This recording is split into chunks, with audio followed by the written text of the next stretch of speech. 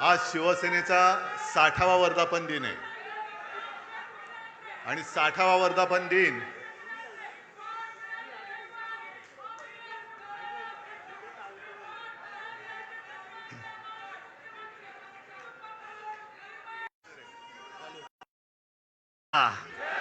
अरे आवाज कुणाचा? पक्षप्रमुख आदरणीय उद्धव साहेब ठाकरे आगे बढो. आणि आता आपण ज्यांचे विचार ऐकण्यासाठी उत्सुक आहोत, मी विनंती करतो शिवसेना पक्षप्रमुख आदरणीय उद्धव साहेब ठाकरे यांना की त्यांनी या वर्धापन दिनाच्या दिवशी मार्गदर्शन करावे.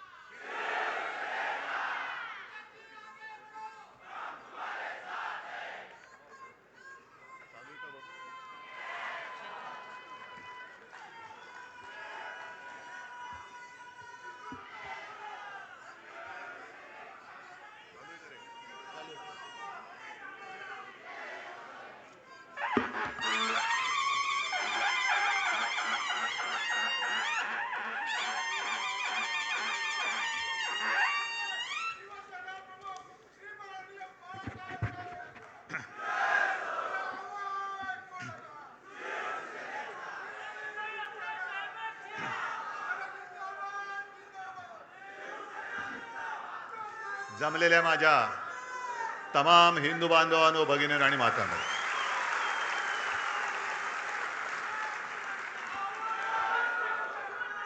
आज शिवसेनेचा 60वा वर्धापन दिन आहे आणि 60वा वर्धापन दिन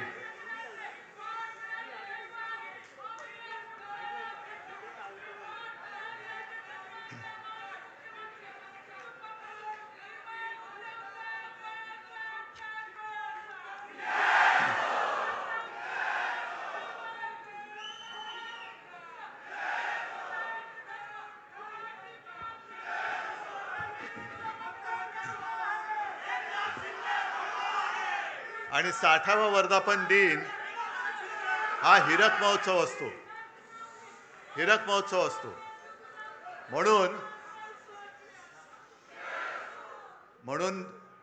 नेहमीप्रमाणे मी माझ्या भाषणाची सुरुवात केलेली असली तरी आज विशेष म्हणजे तुम्हाला सगळ्यांना उद्देशून जमलेल्या माझ्या तर आहातच, पण मला दिलेल्या हिऱ्यापेक्षा मौल्यवान जीवाला जीव देणाऱ्या शिवसैनिक बांधवांनो, भगिनी आणि मातांनो, कारण ही देणगी माझी वडिलोपार्जित आहे. त्याच्यामुळे कोणी मायकल लाल ही देणगी माझ्यापासून हिरावून घेऊ शकत नाही. आजचा वर्धापन दिन अनेकांना वाटलं असेल की दुःखी आणि कष्टाने खचून गेलेला शिवसैनिक इथे दिसेल, पण इकडे एक सुद्धा शिवसैनिक खचलेला नाही, उलटा पेटलेला आहे.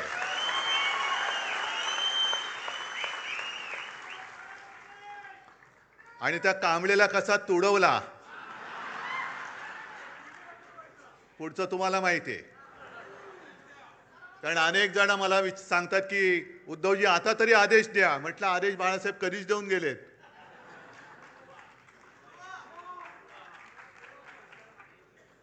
आज विशेषतः 4 खासदारांचा सत्कार तर केलाच, त्यांच्यासोबत आपले हक्काचे 20 आमदार आहेत.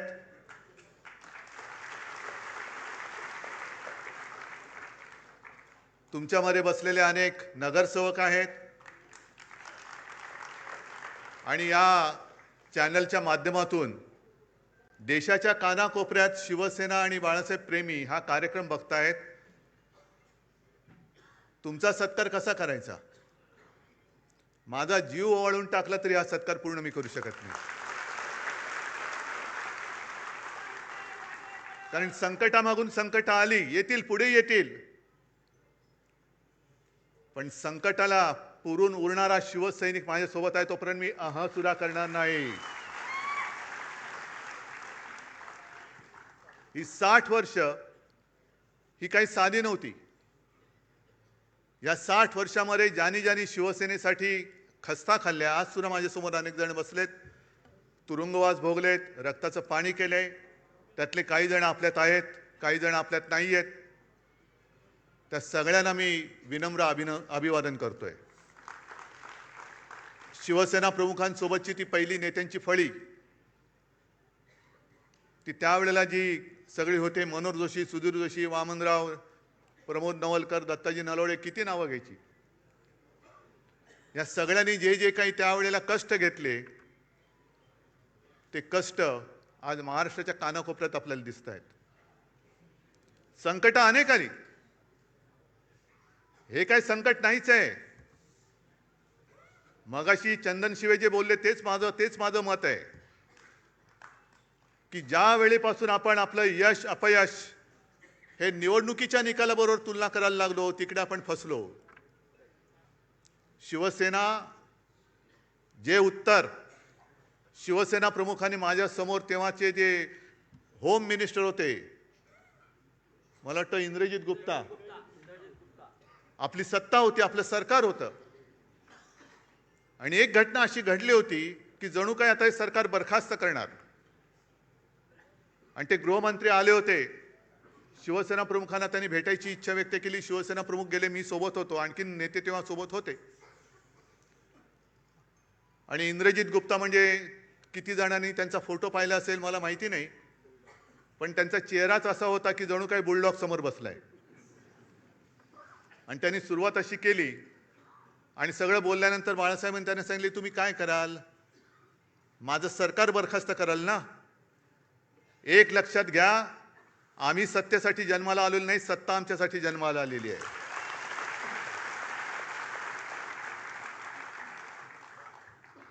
आणि 60 वर्ष त्याच्यामध्ये आणीबाणी सुद्धा आली.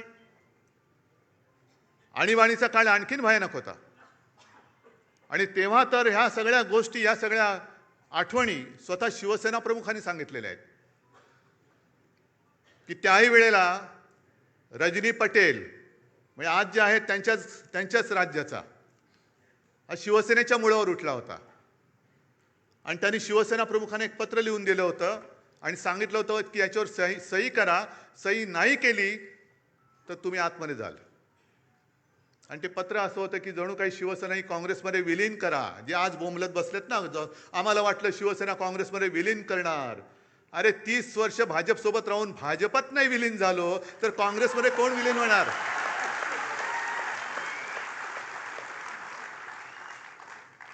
आणि शिवसेना प्रमुखांनी उत्तर दिलं होतं, मी सही करणाऱ्यांना फेकून दिलं पत्र आणि सांगितलं, जा तुझ्या पटेलला सांग, ज्या क्षणी तुम्हाला हात लावशील तेव्हा बाहेर तुझी आरती उठलेली असेल, प्रेत यात्रा निघेल तुझी बाहेर. या सगळ्या संकटाला तोंड देत देत देत आपण इथपर्यंत आलेलो आहोत. कारण काही सांगतायत. शिवसेना म्हणे काँग्रेसमध्ये विलीन होण्याची आम्हाला भीती वाटली. अरे मला भीती वाटते महाराष्ट्र भाजप आता मिंदेसेनेत विलीन होईल. कारण एक भाजपवाला मला सांगत होता की उद्धवजी काय दिवस आलेत आमच्यावर, आम्ही शिवसेनेसोबत भाजपा गावागावात पोहोचवण्यासाठी घरदार विसरून मेहनत केली, पण आता हे उपरे आमच्या डोक्यावरती बसलेत. आणि म्हणे काय सांगावं, दिल्लीतनं उद्या आदेश येईल, जा मिंदेची दाढी खाजवा. मिंदेचं म्हटलं नको, एवढं पुरेसं आहे, कळलं मला पुढचं काय ते, आम्हाला खाजवावी लागते दाढी. ही अशी वेळ आली. आहे कुठे तो भाजप, आहे कुठे? आज भाजपकडे संसदेत 2/3 मेजॉरिटी अजिबात नाहीये, पण जेवढे भाजपाचे खासदार आहेत त्याच्यात 2/3 सगळे बाहेरचे आहेत, सगळे काँग्रेसमधले आहेत, इथले तिथले आहेत. म्हणजे जे मी लोकसभेच्या निवडणुकीत बोलत होतो तेच मगाशी कोणतरी एक कवी बोलले की अरे तुम्हाला राजकारणात पोरं होत नाही म्हणून आमची का पळ होत आहे? तुमच्या वांजोटेपणावर तुम्ही उपचार करा ना, विचाराचं वांजोटेपण आहे तुमच्यामध्ये. आमची कशाला पोरं पळवतात? किती पळवाल पोरून? आमची काय तुमची पोरं पळवणारी टोळी म्हणून आमची पोरं पुरवणारी टोळी नाहीये. किती किती घेऊन जाल तुम्ही? आणि काय उद्धव ठाकरे कोणाला भेटत नाहीत? बरं उद्धवजी नाही तर आदित्य ठाकरे फिरले पाहिजेत. मग मी जर कोणाला भेटत नव्हतं तर गधेडा तू निवडून कसा आलास? लोकसभेच्या वेळेला सुद्धा तुमच्या सगळ्यांच्या सोबत प्रत्येक लोकसभेमध्ये किमान 6 ते 10 सभा मी तेव्हा घेतल्या होत्या. 6 ते 10 तेव्हाही निवडून आलेले आहेत. पण जर का मी असं गर्वाने म्हटलं की मी तुला तिकीट दिलं, मी तुला निवडून आणलं, मी तुला मंत्री केलं, मी तुला आमदार केलं, मी तुला विधानसभेतल्या मंत्रिपदाची तिथली खुर्ची दाखवली, तर हा माझा गर्व असेल. पण मी गर्वाने नाही बोलू शकत, कारण मला माहिती आहे की उद्धव ठाकरेला किंमत नाही, उद्धव बाळासाहेब ठाकरेला किंमत आहे.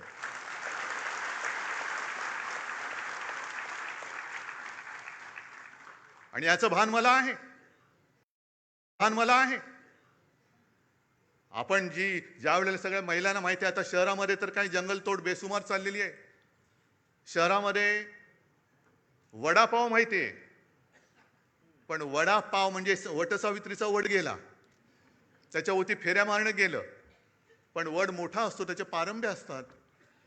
एखादा लांबून नमस्कार करतो, त्या पारंबीला वाटतं मलाच केला, तुला नाही केला, तुझ्या मागच्या खोडाला केलेला आहे, हे लक्षात ठेव. वड त्याला म्हणतात.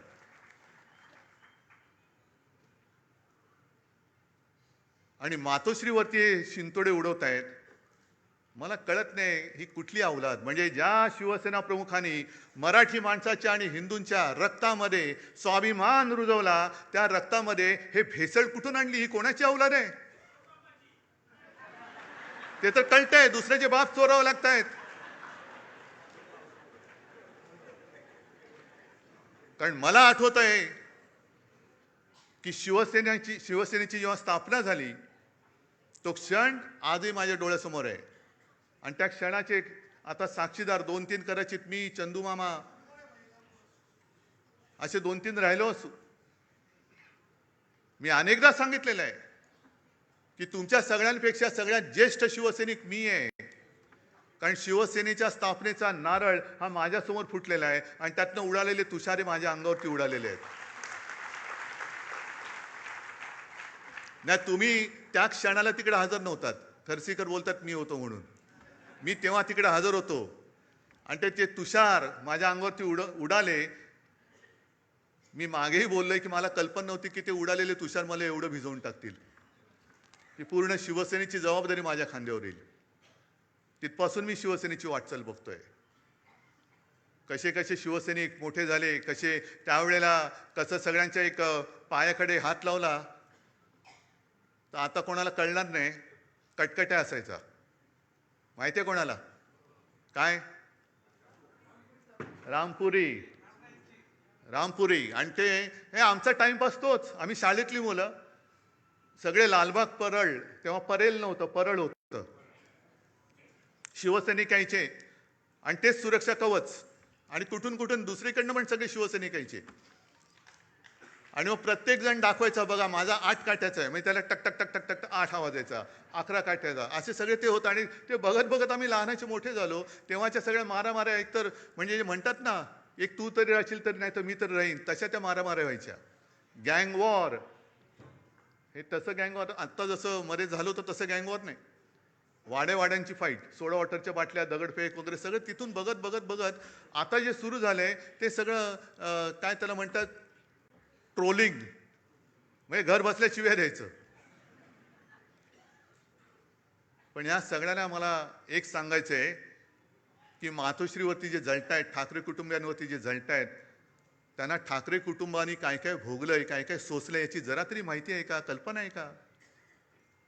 आपण बोलताना बोलतो की हा महाराष्ट्र छत्रपती शिवाजी महाराज, शाहू फुले, आंबेडकर, सावित्रीबाई फुले यांचा आहे.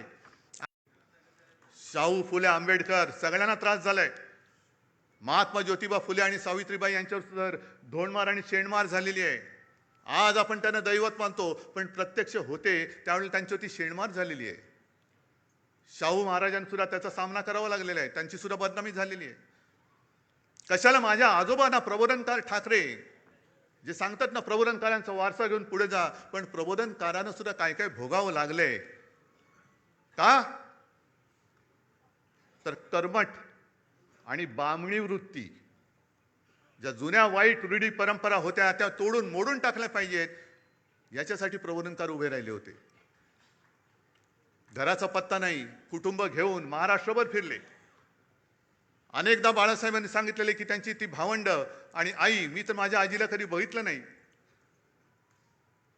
पण विंचवाचं बिराट जसं पाठीवर असतं तसं घेऊन माझे आजोबा महाराष्ट्राच्या कानाकोपऱ्यात फिरत होते. एखाद्या गावी गेल्यानंतर कुठे आसरा मिळाला तर आजीला सांगायचं की ठीक आहे चल बघ, आणि आजी माझी सगळं काही भांडी कुंडी जी काही 2-4 असतील ती काढून काय संसार थाटायचा प्रयत्न करायची. तेवढ्यात आजोबा गावातनं फेरी मारून यायची आणि सांगायची नाही जमत, चला निघायचं आपल्याला, चालले दुसऱ्या गावामध्ये. अनेक वेळेला त्या काळी आमच्या घरावरती मेलेली कुत्री आणि कचऱ्याचे ढीग फेकले गेलेले आहेत. शिवसेना प्रमुखांनी तर काय टीका सहन केली हे तुम्हाला माहिती आहे. आज माझ्यावर टीका होते, माझ्या पत्नीवरती टीका होते, आदित्यवरती घाणेरडे आरोप होत आहेत, तेजसवरती होत आहेत. का? तर एका क्षणी ज्या वेळेला भाजपने दगा दिला तेव्हा मला जबाबदारी स्वीकारावी लागली मुख्यमंत्री पदाची, म्हणून हा जळफळाट झाला. तुम्ही नाही, तुम्ही मातोश्रीने फक्त वाढायचं काम करायचं, जेवायचं काम ते करणार. जे काय मिळेल, मंत्री मीच झालो पाहिजे, मुख्यमंत्री मीच झालो पाहिजे, माझं ड्युटा कार्ट खासदार झालं पाहिजे, मंत्री झालं पाहिजे, मातोश्रीनी भोगायचा मातोश्रीला अधिकार नाही. नाहीच आहे, आम्हाला नको आहे काही. पण सोसायचं किती? उद्धवजींचं ठीक आहे, पण आदित्यने फिरायला पाहिजे. अरे पण जेव्हा जेव्हा आमच्या कुटुंबावरती हल्ले झाले, कोणाचे असे शाब्दिक किंवा काही आरोप केल्यानंतर यापैकी या गदड्यांपैकी एक तरी छातीची ढाल करून आमच्या समोर उभा राहिला होता त्यांच्या वार झेलायला. आज जी काही गद्दारी झालेली आहे, मी त्या वॉर्डातल्या तमाम मतदारांची आज जाहीर माफी मागतोय. कारण त्या सगळ्या मतदारांनी अगदी मोदींची लाट असताना त्यांच्या विरोधात माझ्यावरती, बाळासाहेबांवरती विश्वास ठेवून यांना निवडून दिलं होतं.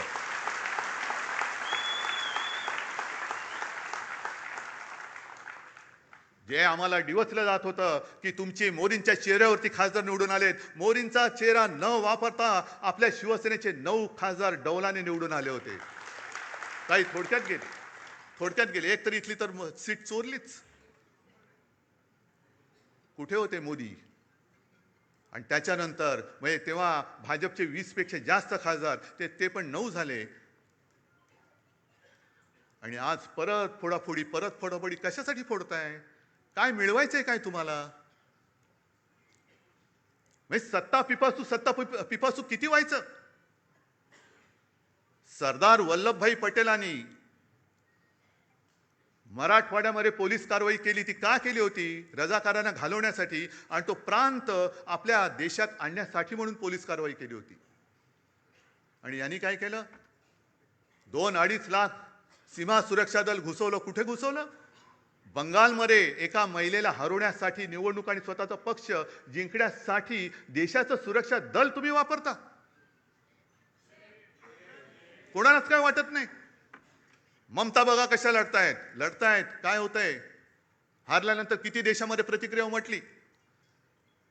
2.25-2.5 लाख फौज जर तुम्ही निवडणूक जिंकण्यासाठी वापरत असाल, स्वतःच्या पक्षासाठी वापरत असाल, तर मणिपूरमध्ये का नाही घुसवत? अजून 12 वर्ष होऊन गेली. पाक व्याप्त काश्मीरमध्ये अजून का नाही घुसवली? चला उद्या घुसवा, शिवसेना तुम्हाला जाहीर पाठिंबा देते.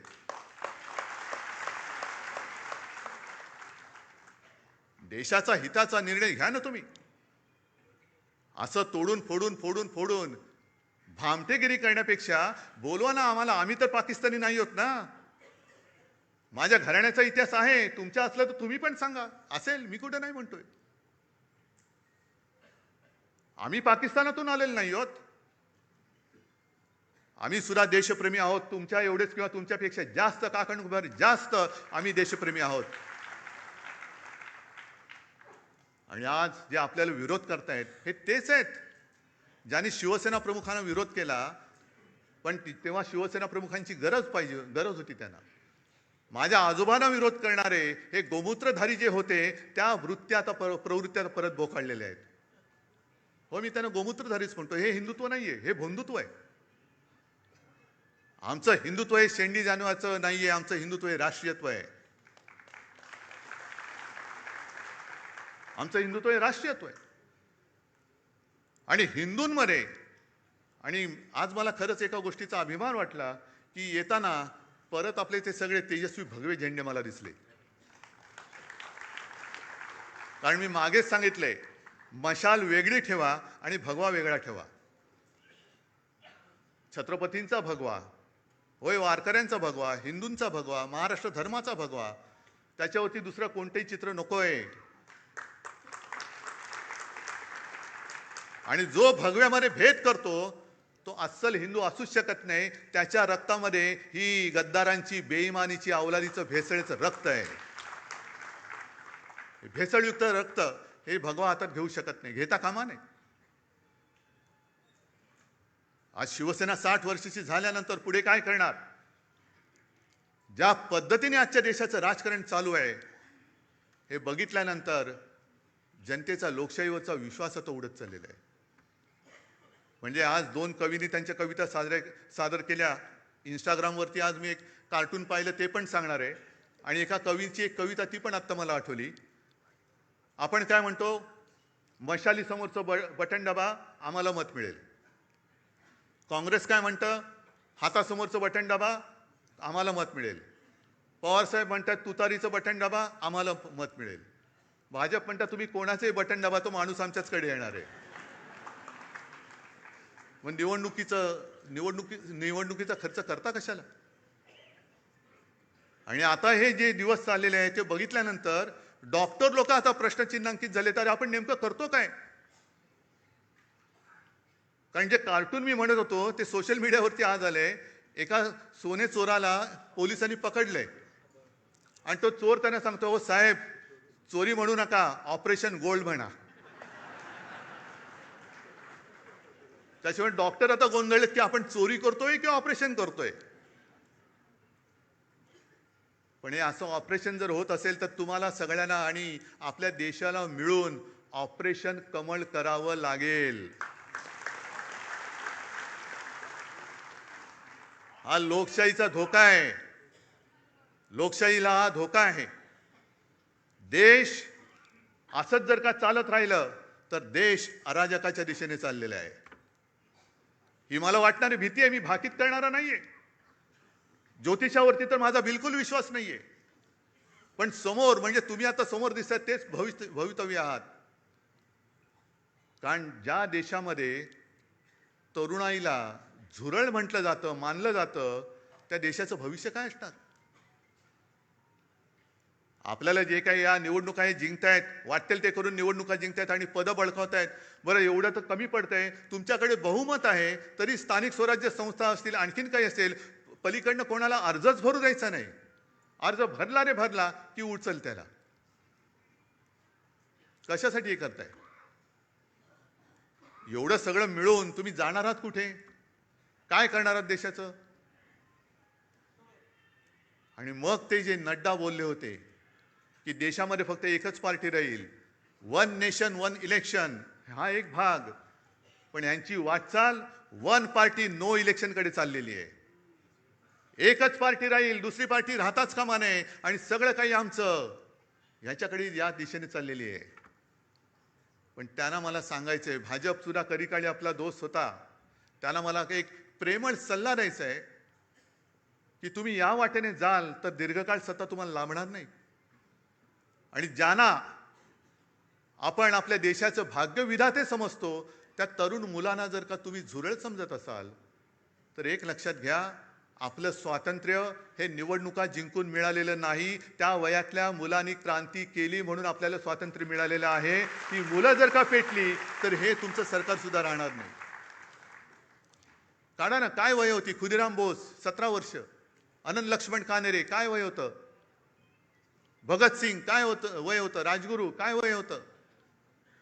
ही सगळ्यांची वय काढा. ही आताचा जो काही शब्द आहे जेनझी, त्या जेनझीच्या वयोगटातली सगळी मुलं होती. काय बेकार होती? अशीच फिरत होती. त्यांना काय उद्योगधंदे नव्हते. चापेकर बंधू किती वर्षाचे होते? पण त्यांना माहिती पण नव्हतं देश स्वातंत्र्य नाही, माझा देश गुलाम आहे, माझी भारत माता गुलामगिरीत राहता कामा नये, मेलो तरी 72 पण मी माझ्या देशाला स्वतंत्र करेन. आता देश म्हणजे कोण? आपण. देश म्हणजे म्हणजे मला एक शाळेमध्ये धडा होता, देश म्हणजे देशातील माणसं, दगडधोंडे नाहीत. आपण सगळे आहोत, पण आपलेच जर का दगडधोंडे झाले तर मग हे स्वातंत्र्य उपभोगणार आहे कोण? कोण उपभोगणार आहे? बरं चला, एक असा विचार करून चालतो की याच्या पुढे शिवसेना निवडणूकच लढवणार नाही. काय करणार आहेत बोला? काय करतील? बरं तुमच्यापैकी किती राहतील माझ्यासोबत? बघा, एकही तिकीट मिळणार नाही. मग काय करतील हे? कारण का मरमर मेहनत तुम्ही करायची, निवडून आपण आणायचं, आणि यांचे खोके खोक्यावर खोके. म्हणजे शेतकरी रडतोय, त्याच्या मालाला हमी भाव नाही, पण आमदार खासदाराचा हमी भाव ठरलेला आहे. म्हणजे शेतकऱ्याला, ते कैलास पाटील परवा सांगत होते, ते सांगतील, शेतकऱ्याला आता कर्ज माफी त्यांनी दिले. आपण मुक्त म्हणतो, ते माफी म्हणतायत. कर्जमाफीमध्ये त्यांनी अशा अटीतटी शर्ती टाकलेल्या आहेत की शेतकरी म्हणाल मेलो तरी चालेल पण तुझं कर्ज नको, मी भीक नको, पण कुत्रा. शेतकऱ्याला तुम्हाला धड कर्जमुक्त करायचं नाहीये, शेतकऱ्याच्या मालाला किंमत द्यायची नाहीये, पण नुसते आमदार खासदार आणि नगरसेवक आणि हे विकत घ्यायचे. वा, एवढा पैसा आहे तुमच्याकडे? निवडणुकीच्या आधी लाडकी बहीण, आणि आता 80 लाख महिलांचं ते त्यांची ओवाळणी काढून घेतलेली आहे.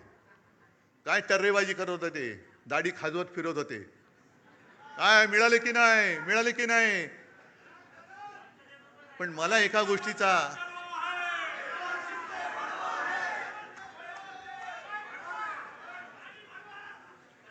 गोष्टीचं थोडं वैषम्य वाटतं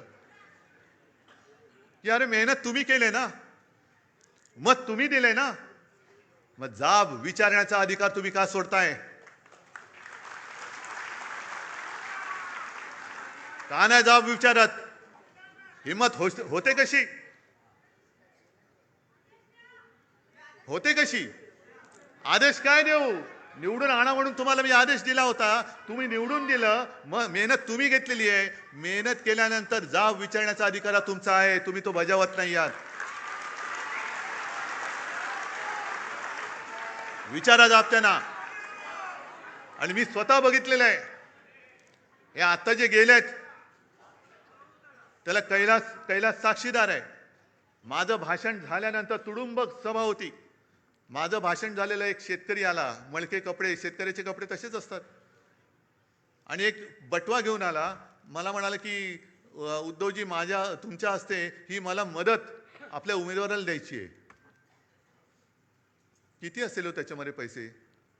हा, काय शेतकऱ्याची कमाई किती असेल, किती पैसे असतील त्याच्यामध्ये? मी नाही बघितले, पण एवढूसा बटवा होता, पण तो प्रेमाने द्यायला आला होता, आणि त्या प्रेमाच्या 1 रुपयाने ती निवडणूक आपण जिंकलो होतो. समोरून पैशाचा महापूर होता, धबधबे कोसळत होते. 50 कोटी काय, 100 कोटी काय?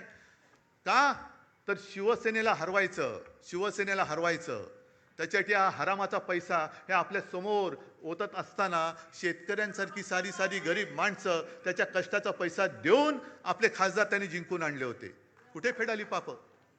कुठे फेडाल? आणि तेच उमेदवार बोलले होते की खंडोजी खोपडे नाव घेतलं तर तुम्ही काय म्हणता, सूर्याजी पिसाळ नाव म्हटल्यानंतर तुम्ही काय म्हणता? मग 400 वर्ष झाली तरी त्यांच्या कपाळावरचा गद्दारीचा शिक्का पुसला नाही. यांना किती वर्ष लागतील यांच्या कपाळावरचा शिक्का पुसायला? हे ज्यांनी विचारलं त्यालाच विचारा, आता तू काय म्हणतोय?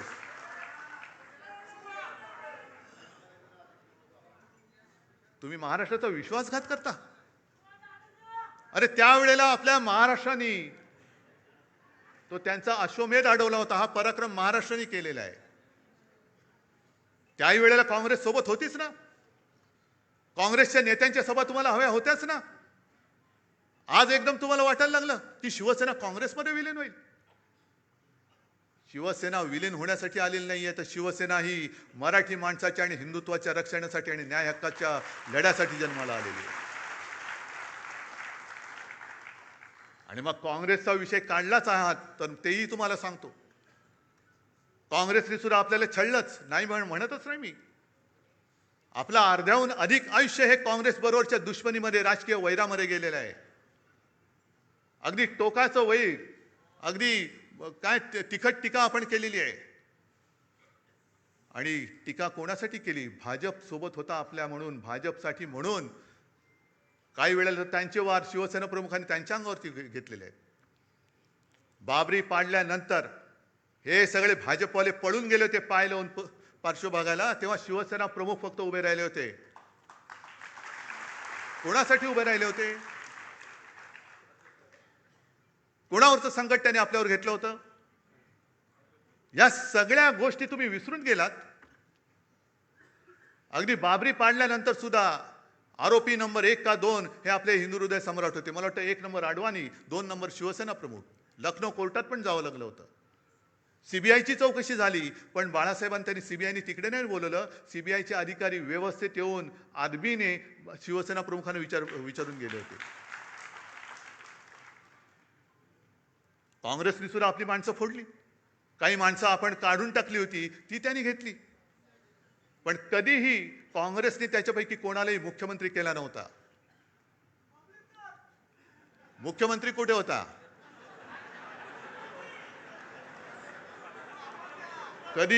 कधी काँग्रेसने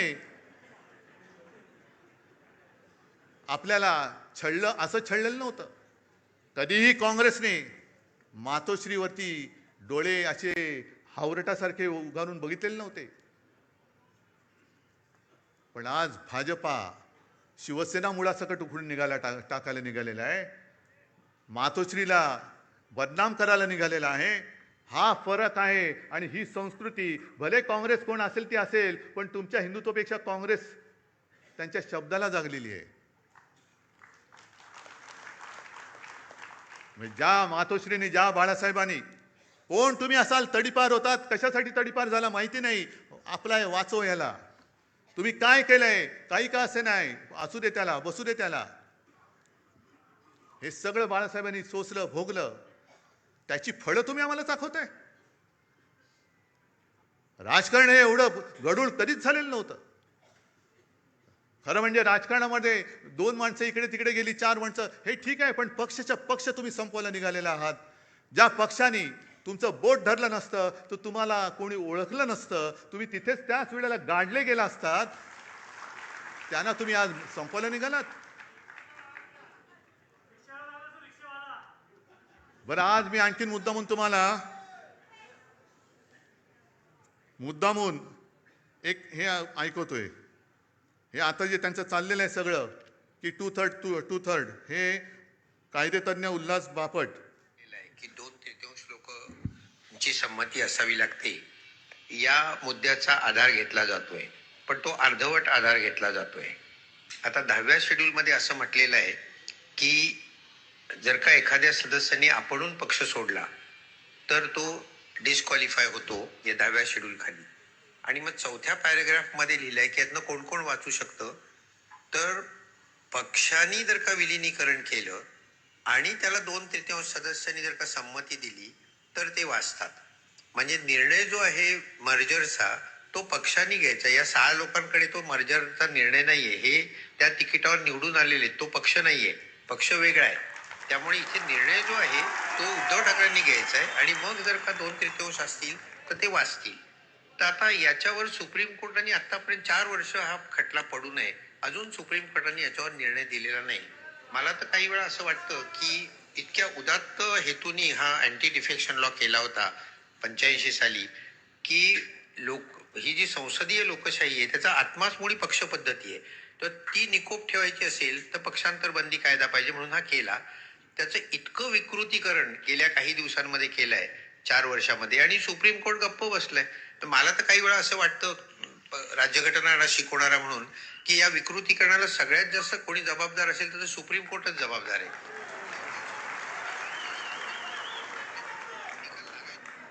बोला. आता उद्या आमच्या आणि बापट साहेबांच्या डोक्यावरती हातोडा पडेल सुमोटो. कारण झालंय काय की एका बाजूने सुप्रीम कोर्ट आणि आमचे कायदा मंत्री बॅडमिंटन खेळतायत आणि मध्ये आमचं शटलकॉक झालंय. संविधानाचं पण शटलकॉक झालंय. हा त्याच्याकडे, तो त्याच्याकडे, तो त्याच्याकडे. अरे देशाची बरबादी होते आणि तुम्ही तिकडे मजा मारत बसलात.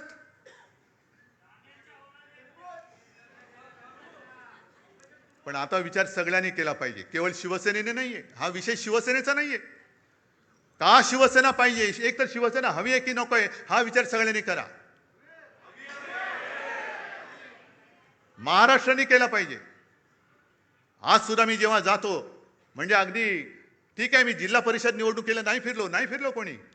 याचं कारण मला स्थानिक नेते उभे राहिले पाहिजेत. त्यांच्या जीवावरती तुम्ही शिवसेनेची धुरा ही स्थानिक पातळीवर तरी सोपवणार आहात की नाही? का प्रत्येक वेळेला आपले पंतप्रधान येतात, अगदी दूध संघाच्या निवडणुकीला सुद्धा भाई और बहिनो. मग माझे स्थानिक लोक आहेत कुठे? बरं तुम्ही खासदार आहात, तुम्ही आमदार आहात, अरे करा ना निवडणूक, लढवा. पण ज्या वेळेला आपत्ती आली होती मराठवाड्यावरती, या गेल्याच वर्षी जमीनच्या जमीन वाहून गेली होती, शेतकऱ्याची जमीनच्या जमीन. महापुरामध्ये घरं वाहून गेली, भांडीकुंडी वाहून गेली, वह्या पुस्तकं वाहून गेली. तेव्हा मुख्यमंत्री उपमुख्यमंत्री कोणी आले नव्हते. मी आणि माझ्या बरोबर हे सगळे अंबादास, चंद्रकांत खैरे साहेब, कैलास वगैरे त्यावेळेतले सगळे आमदार, खासदार आणि आपले शिवसैनिक त्यांच्या मदतीला धावून गेले होते. मी मुख्यमंत्री होतो हे सांगावं का लागतंय? कारण लोक विसरतात. कोणी न मागता कर्जमुक्ती ती सुद्धा कोणत्याही प्रश्नाशिवाय मी केली होती. 10 रुपयामध्ये शिवभोजन दिलं होतं. आणि करोनामध्ये काय केलं होतं हे तुम्हाला माहिती आहे. आणखीन आमच्या घराण्याचा जो इतिहास आहे तो एक सांगायचा राहिला. कारण प्रबोधनकारांपर्यंत तुम्हाला सगळ्यांना माहिती आहे. प्रबोधनकारांचे वडील सीताराम ठाकरे कोणालाच माहिती नाही आहेत. माहिती असतील कसे? कारण जसा करोना आला होता तसं त्यावेळेला प्लेग आला होता. आणि तेव्हा आमचं घराणं हे पनवेलमध्ये राहायचं. आणि प्लेग म्हणजे काय? लागला की गेला. म्हणजे कोणाला गाठ आली का गेलाच. आणि त्याच वेळेला मग ते रँड वगैरे ते सगळं झालं, ते पुण्यामध्ये, ते तिकडे. पण मृतदेह वाहून न्यायला कोणाची तयारी नव्हती, हिंमत होत नव्हती. तेव्हा प्रबोधनकारांचे वडील सीताराम ठाकरे आणि त्यांच्या सगळ्या मित्रमंडळींनी हे मृतदेह वाहण्याचं काम केलं आणि त्याच्यात प्लेग घेऊन ते गेले. आहे कोणाचा असा घराण्याचा इतिहास? आमच्या अंगावर येते येता. आणि म्हणून मी आज शेवटी तुम्हाला विचारतोय, मी आजपर्यंत तुम्ही मला जपलत कारण शिवसेना प्रमुखांचा आदेश. जसं शिवसेना प्रमुखांनी सांगितलं की जसं तुम्ही मला जपलं, मी तुम्हाला जपलं, तसं उद्धवला सांभाळा, आदित्यला सांभाळा, तसं मी आज तुम्हाला सांगतोय. मी कसा आहे तुम्हाला माहिती आहे. माझ्या माणसाने माझ्यावरती बोट दाखवलं तर एक क्षण सुद्धा मी राहणार नाही तिकडे. आणि म्हणून मी मुख्यमंत्री पद सोडलं आणि वर्षा सोडून मातोश्रीला गेलो. त्याच्यामुळे नाटक म्हणून मला कधी जमलेलं नाही आणि करण्याची गरज नाहीये. मला जर का काही पाहिजे असतं तर आज सुद्धा मी विनासायास विधान परिषदेमध्ये टिकोजीरावासारखं जाऊन बसलो असतो, पण मी नाही गेलो. म्हणून मी आज तुम्हाला सांगतोय, विचार करून उत्तर द्या. 60 वर्ष पूर्ण झालेली आहेत. गेली जवळपास 12-13 वर्ष मी तुमची नेतृत्वाची जबाबदारी सांभाळतोय.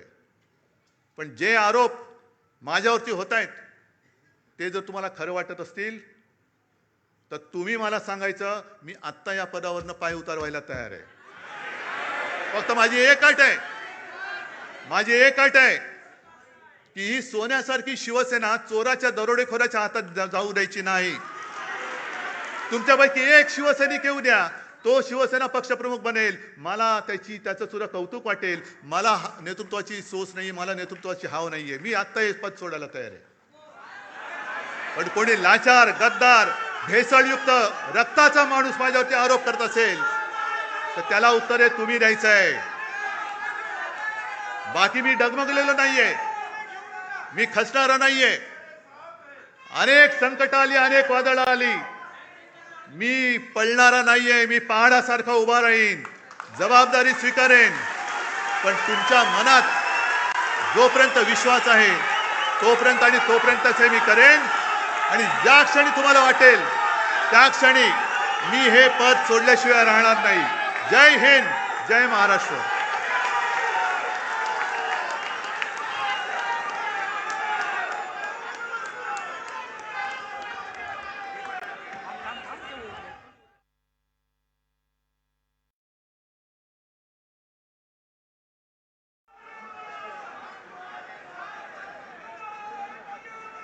मी विनंती करतो राष्ट्रगीतासाठी सर्वांनी उभं राहावं.